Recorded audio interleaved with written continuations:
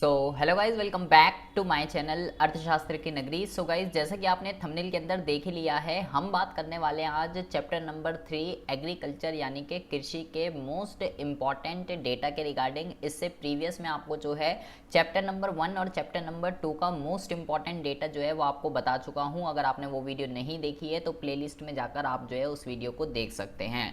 तो कृषि वाले चैप्टर के अंदर जो मोस्ट इम्पॉर्टेंट डेटा है, जो मोस्ट इम्पॉर्टेंट टर्म्स हैं, जो कि 1 मार्क के पॉइंट ऑफ व्यू से बहुत ही ज़्यादा मैटर करती है आपके लिए इस चैप्टर से, तो उसके रिगार्डिंग हम बात करने वाले हैं। तो सबसे पहले आप यहाँ पे जो टर्म को पढ़ेंगे वो है कि भाई फूड क्रॉप्स जो है ये कौन सी होती है, जिसको हम खाद्यान्न फसलें कहते हैं। तो आपको ये ध्यान रखना है कि भैया गेहूँ और चावल जो है ये फूड क्रॉप्स के अंदर जो है काउंट की जाती है। और उसके अलावा दूसरा जो अगला मोस्ट इम्पॉर्टेंट है उसको आप गैर खदान भी कह सकते हो, नकदी फसलें कैश क्रॉप्स भी कह सकते हो, कमर्शियल क्रॉप्स भी कह सकते हो। वाणिज्य फसलें, नकदी फसलें, गैर खदान, ये सब एक ही चीज़ें होती हैं। इसके अंदर जूट, कपास, नील, ये सारी की सारी चीज़ें जो है गैर खदान नकदी फसलें या वाणिज्य फसलों के अंदर काउंट की जाती है। ये 1 मार्क्स में आपसे पूछे जाते हैं कि जी नकदी फसल इसमें से कौन सी नकदी फसलें हैं या कौन सी वाणिज्य फसलें हैं या कौन सी इसमें गैर खदान फसलें हैं। ऐसे जो है एग्जाम के अंदर क्वेश्चन पूछे जाते हैं। अगली अगर हम बात करें कि रबी फसल कौन सी होती है, तो रबी और खरीफ ये हमने पढ़ा तो था छोटी क्लासों में, लेकिन अभी आपको याद नहीं होगा। लेकिन अभी रिसेंटली एग्जाम में जो है क्वेश्चन आ गया कि जी रबी फसल क्या होती है, ये कब उगाई जाती है, खरीफ क्या होती है, कब उगाई जाती है, कब कटाई होती है इनकी। तो ये सब बातें आपको पता होनी चाहिए। रबी फसल की अगर हम बात करें तो गेहूँ, जौ, आलू, चना, मटर, ये रबी फसलें होती हैं। इनका जो उगाई का जो टाइम होता है वो अक्टूबर से नवंबर होता है और इनकी जो कटाई है वो फरवरी मार्च में होती है। खरीफ फसल की अगर हम बात करें तो चावल, मक्का, ज्वार, बाजरा, ये सब खरीफ फसलों के एग्जाम्पल हैं। इनकी जो बुआई होती है वो जून से जुलाई में होती है और कटाई की अगर बात करें तो अक्टूबर में जो है इसकी कटाई की जाती है। ये बहुत ही इंपॉर्टेंट है, ये आपको जो है ध्यान रखना है।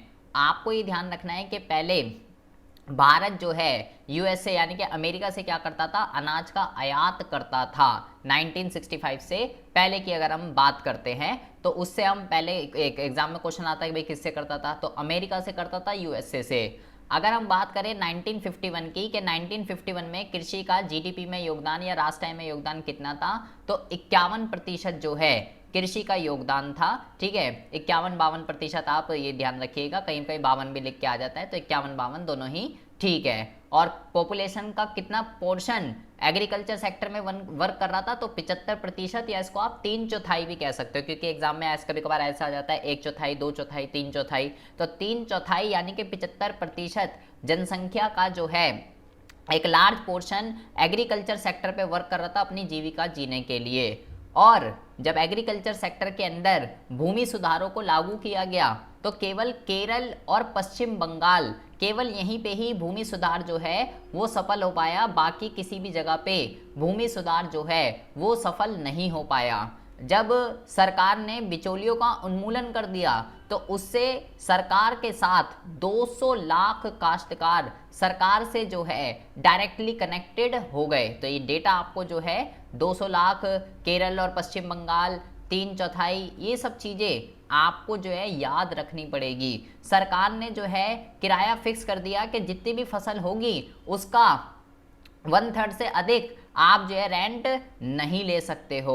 तो ये जो चीज़ें हैं, ये जो टर्म है 1/3 से ज़्यादा, 200 लाख और केरल और पश्चिम बंगाल 3/4, ये सब बातें 51%, ये सब बातें आपको जो है ध्यान में रखनी हैं। इसके अलावा अगर हम बात करें 1951 में कितनी पोर्शन ज़मीन को पानी मिलता था फिक्स, तो आपको ये ध्यान रखना है केवल 17% ज़मीन ऐसी थी जिसमें हमारे पास इरिगेशन के फिक्स फैसिलिटीज़ थी, केवल 17%, इससे ज़्यादा नहीं। ये पूछा जाता है एग्जाम में, बहुत इंपॉर्टेंट है, 1 नंबर का। हरित क्रांति की अगर बात करें तो आपको ये ध्यान रखना है कि हरित क्रांति को ही नई कृषि नीति कहते हैं।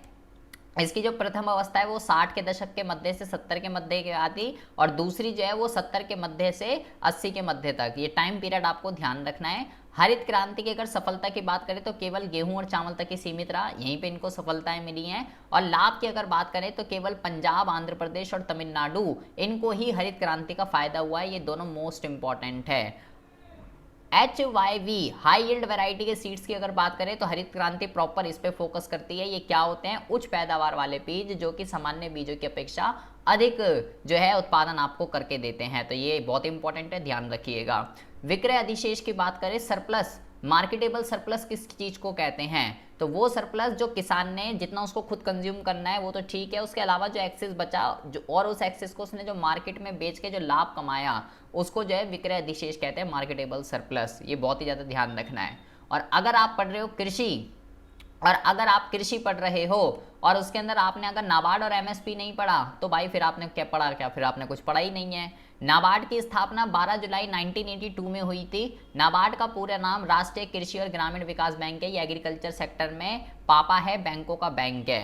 एमएसपी की अगर बात करें, मिनिमम सपोर्ट प्राइस, तो 1965 या 1966 में इसका जो है आरंभ हुआ था, जून जुलाई में। और एमएसपी जो है साल में 2 बारी, एमएसपी के रिगार्डिंग बहुत सारे क्वेश्चन है, ध्यान रखिएगा। साल में 2 बारी जो है एमएसपी निर्धारित की जाती है। कौन डिसाइड करता है एमएसपी? अगर इसकी बात करें अगर हम, तो एमएसपी डिसाइड करता है the commission for agriculture cost and price. ये जो है डिसाइड करता है एमएसपी के प्राइस क्या होने चाहिए।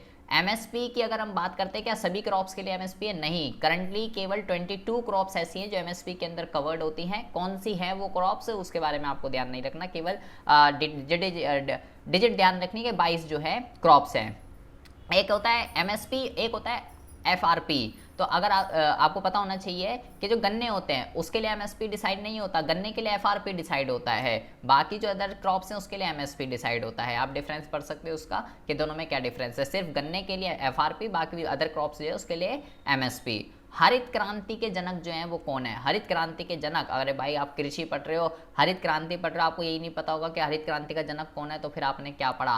एमएस स्वामीनाथन हरित क्रांति के जनक हैं। और किसान क्रेडिट कार्ड योजना की स्थापना 1998 से 1999 में हुई है।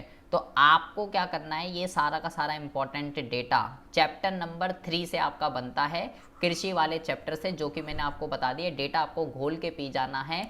एक कॉपी बना लीजिए जैसे मैंने आपको बोला, और चैप्टर वाइज इन डेटा को नोट करते रहिए। सारी चीज़ें अभी जब आप एग्जाम देंगे सितंबर वाले, आप देखिएगा प्री बोर्ड वगैरह जब देंगे, डेटा आपके कितने काम आने वाला है।